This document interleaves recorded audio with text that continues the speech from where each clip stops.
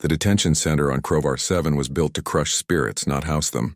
Its walls were forged from blackened steel that absorbed screams, and its floors ran cold with the blood of those who dared resist the Varkesh Empire.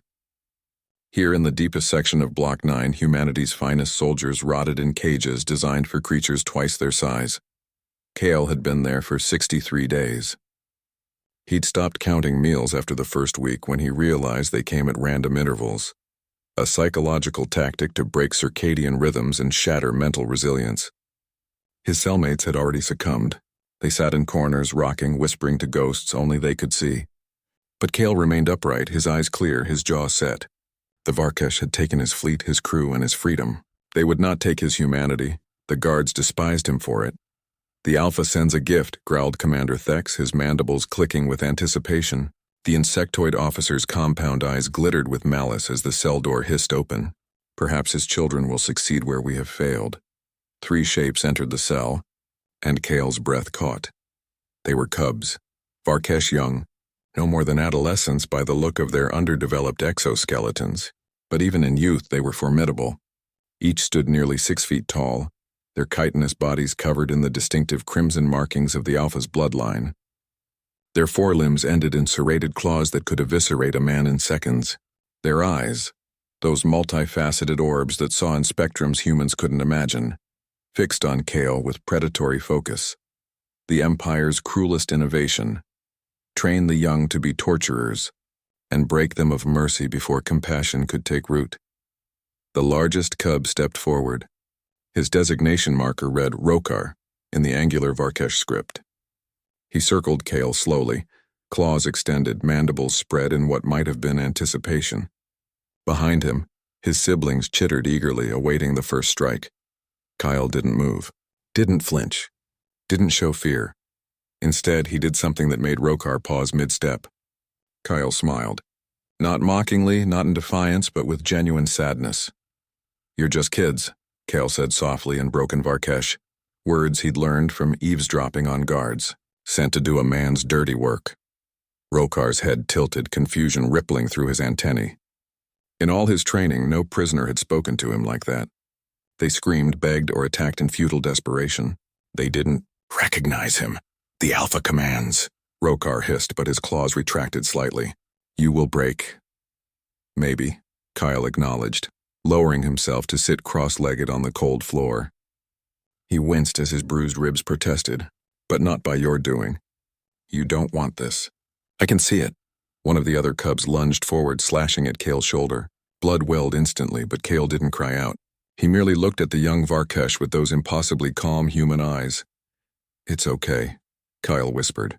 "I know you're scared. They're watching, aren't they? Making sure you do what you're told."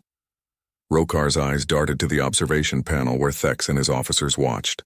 The cub's mandibles trembled, a sign of distress in his species. His training said strike again. His instincts said the same. But something else, something deeper, whispered different words.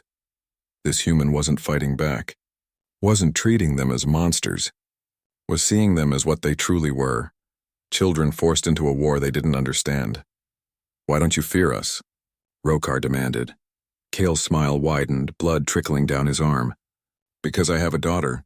Had a daughter. Before all this, she was about your age when I last saw her." His voice cracked. "And I hope, God, I hope that wherever she is, someone is showing her the kindness I'm showing you." The words hit Rokar like a physical blow. In Varkesh culture, cubs were sacred, protected, cherished. Yet here they were, weaponized, their childhood stolen for the Empire's amusement. And this human, this broken prisoner, was offering them the very compassion their own people had denied. Rokar's claws retracted fully. He turned to his siblings and made a series of rapid clicks, an emergency call in their language. "Stand down, what are you doing?" the second cub hissed.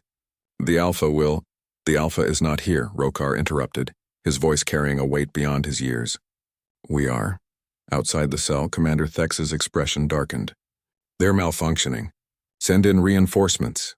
The door exploded inward as 6 guards stormed the cell, shock batons crackling with enough voltage to stop a human heart. They had their orders. If the cubs failed, finish the job. But they didn't account for what happened next. Rokar moved with the speed of his species, positioning himself between Kyle and the guards. His siblings flanked him instantly, forming a protective barrier. The cubs' battle training activated not against the prisoner but against their own people. "Stand aside," Thex commanded, his voice venomous. "This is treason."